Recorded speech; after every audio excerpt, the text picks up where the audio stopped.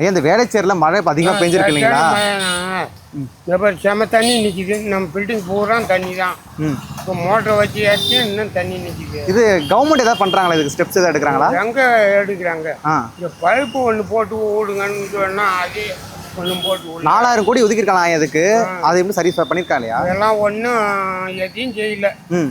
10 பைசா கூட இன்னும் எங்கே தமிழ்நாட்டுக்கே செய்ய மாட்டேன்றாரு. நம்ம என்ன பண்ணுறது? இப்போ இந்த மாதிரி பிரச்சனையை சரியாக கையாண்டது வந்து திமுகவா இல்லை அதிமுகவா?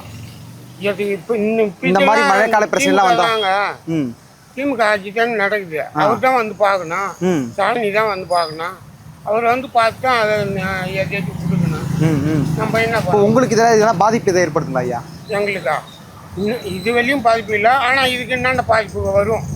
இப்போ ரவி ஊந்துக்கிருந்து எங்களுக்கு பாதிக்கும். இப்படியே காலம்பரை பிடிச்சி நிலக்கால் மேலேயே நிற்கிறோம். அந்த தண்ணியில் தான் இன்னும் வீடு என்ன கதி ஆகுமா தெரியாது.